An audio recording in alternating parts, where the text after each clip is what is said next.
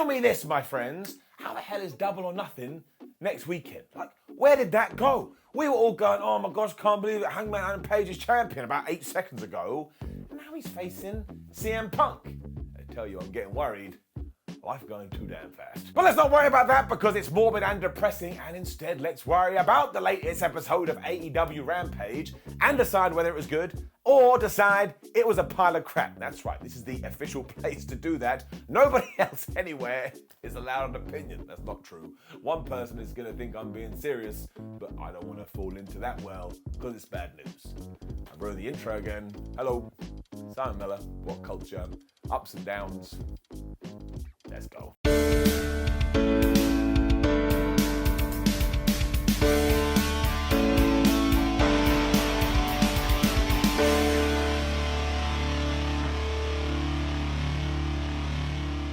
Right, here is what we have to do. AEW has to sit down with their big book and just get as many 6-man tags in there as possible because they never do a bad one. Case in point, the start of Rampage, the House of Black versus Dark Order and Fuego del Sol.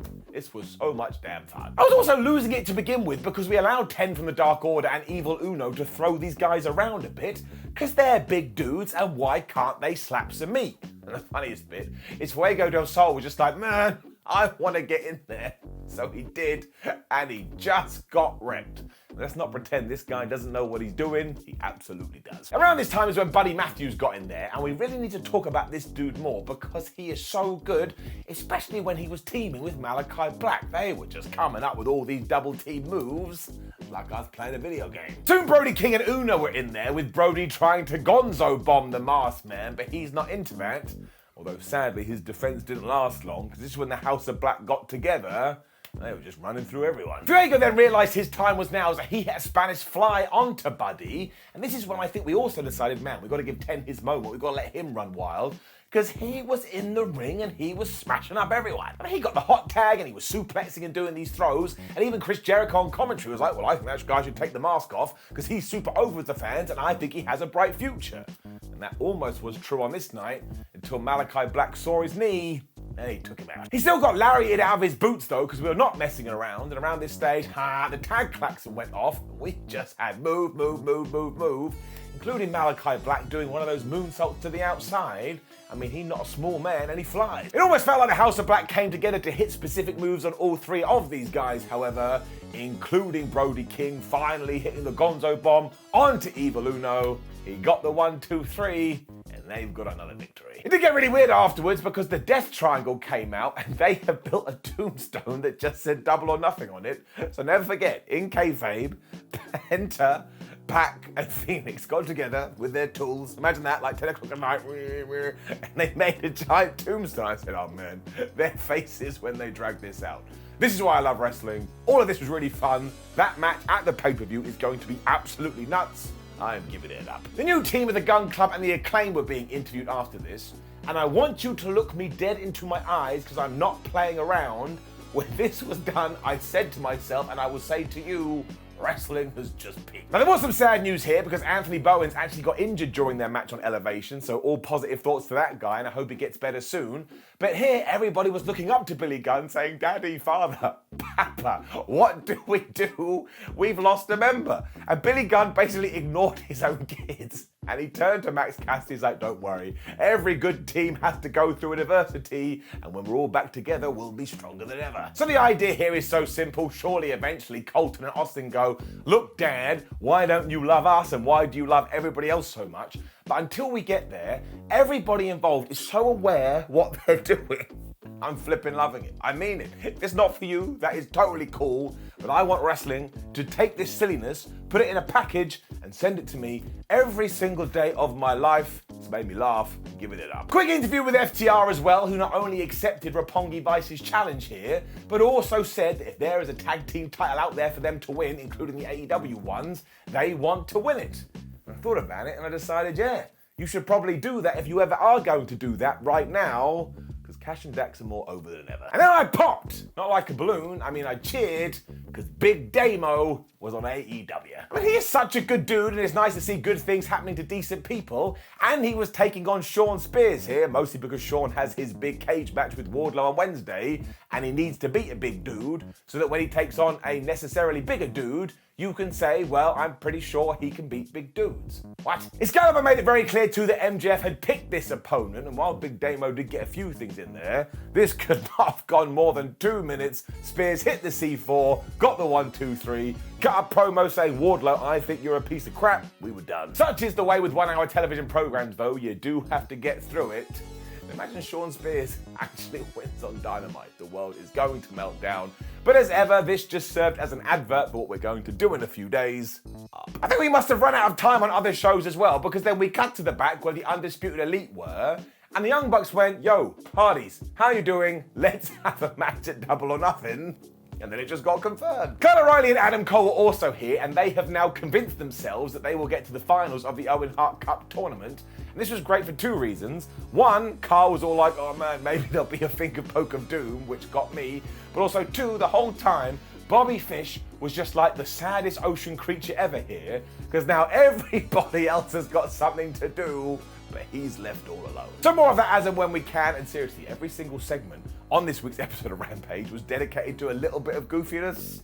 I was having the best time. And speaking of the Owen Hart Cup, it was then time for the next round of the women's version, because it was Red Velvet versus Kris Statlander. Ruby Soho was on commentary, and I thought all of this was fine. We really tapped into the whole thing that Kris Statlander is a powerhouse, even though she did used to be an alien. And also, while we still don't know as to why Red Velvet turned heel, I actually think she may be a better bad guy than she was a good guy. Like, even when she stands there and just poses, you're like, man, I want somebody to get her. She also had a plan here, because at one point they were fighting on the outside and she trapped Statlander in the ring skirting. That really didn't work, because when Kris was out of there, she just grabbed her and threw her into the ring apron. She also decided to taunt the baddies, which could not be a good idea. But the reason this worked so well is because then, from nowhere on commentary, Chris Jericho just went, oh yeah, I forgot to tell you, I think Red Velvet should be the Sports Entertainer of the Week.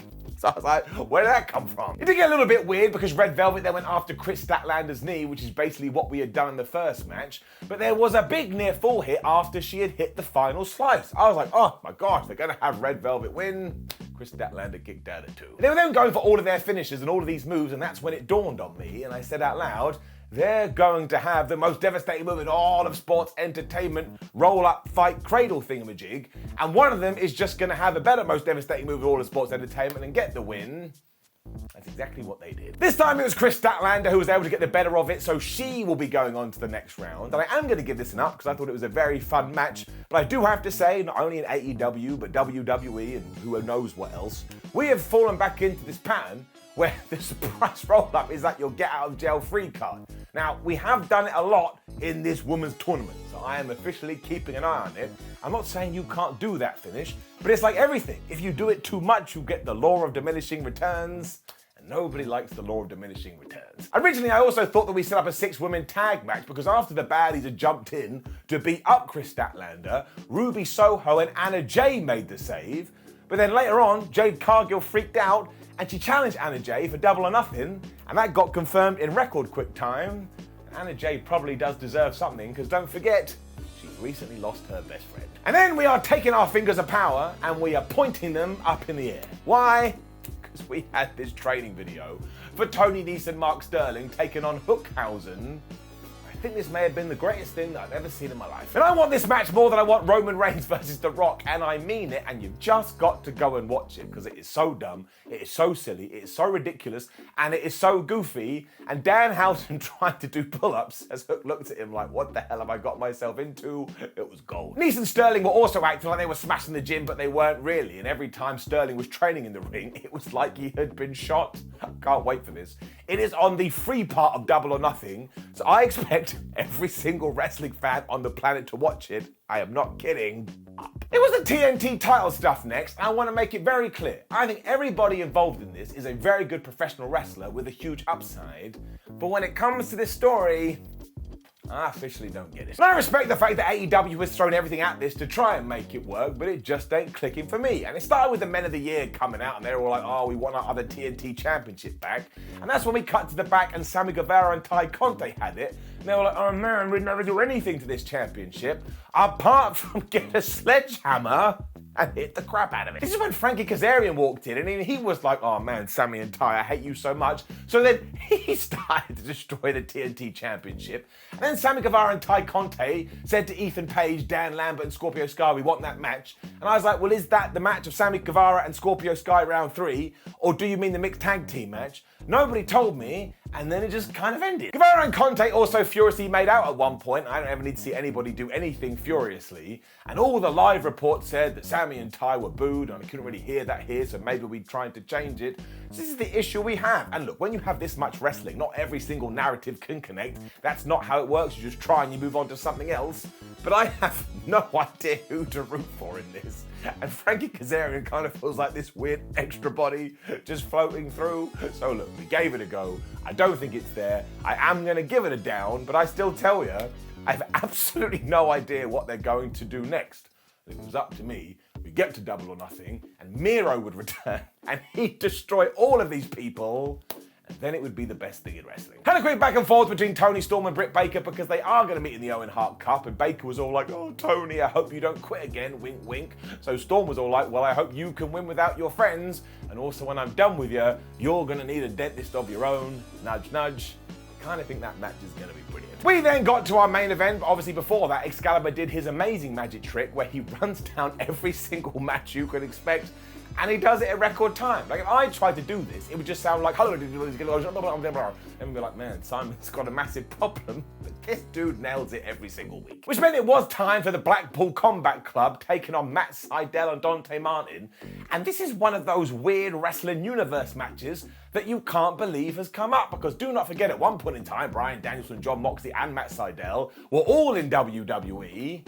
But I don't think they would have done this in literally a million years. We also had William Regal on commentary and Jake Hager standing behind Chris Jericho because, of course, he doesn't want to get jumped. And as ever, as soon as Danielson and Mox hit their go button, they were just killers. Like, eventually, if they had come out with weapons, I ain't gonna be surprised. I mean, it honestly felt like they were trying to pull Dante's limbs off, but after Mox had gone for a charge and missed like he was a Rocksteady villain, Matt Sydal got the tag, and do not forget, this is not his first rodeo. So he was busting out cradles and hitting a standing moonsault in around about 3.2 seconds. He then decided he wanted to trade with Jonathan Moxley, and I was like, Matthew, what are you doing? Surprise, surprise, he did get murked.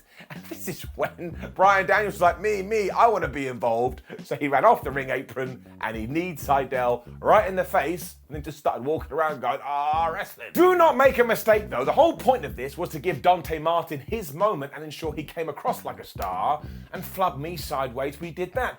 Because when he got the tag, not only did he do this crazy dive over the top rope, but he finished it off with this crossbody onto Bryan Danielson. And he got so high, I was like, yeah, that's it, he never coming down. This enraged Mox, who just decided to choke Sydal on the outside of the ring, and this is when Danielson not only locked in the LeBell lock, but also the Rings of Saturn. And when Dante Martin got to the rope, because he will not be defeated, Bryan got up, kicked his head in. Sydal loves this man though, so he did try to help, and at one point Dante Martin did hit his springboard moonsault thing onto John Moxley to make you think that maybe, just maybe, we were gonna get a massive upset here. But of course we didn't. I mean, Dante certainly would not quit because he managed to wriggle out of the paradigm shift and kick out of a pile driver. But sooner or later, he got hit with paradigm shift number 2. Around this time, Bryan Danielson was just whacking Matt Sydal in the face like he owed him money. And the BCC got the win. But I want to make it doubly clear that Dante Martin, even in defeat, it came across like he has got so much potential, which he does. And almost instantly, this developed into a big ball because the Jericho Appreciation Society are out there and everybody else. And of course, what you want to talk about is this story we had earlier in the week that Bryan Danielson got caught in between the rampway and the ring. But I tell you, if you hadn't have read that story, you wouldn't have known because it was barely showed at all. So I'm sure everything is fine, and that is the main thing, that Bryan Danielson is 100% healthy. And maybe this was just a goofy idea that didn't go to plan. I have no idea. All I do care is that this match was really, really good, and I can't wait for the Anarchy battle. No, Anarchy in the Arena. That's what we're calling it. Anarchy in the Arena. So all of this is getting it up. Which did indeed bring us to the close of another episode of Rampage. And the cool thing about it is we kind of do have our Rampage exclusive stories, and when they get a little bit of momentum, they get moved across to Dynamite. And I quite like that dynamic. Overall, though, it's getting it up. Now, please do leave a comment below and let us know what you thought about last night's episode of Rampage. Like the video, share the video, and subscribe. Head on WhatCulture.com, where you can read the article for Ups and Downs. I don't write it, so if you want more opinions, you can check that out. Make sure you come follow us on social media, and it is a Saturday. SmackDown Ups and Downs is already out. Go watch it. My name is Simon WhatCulture. Thank you for watching me as always, and I'll see you soon.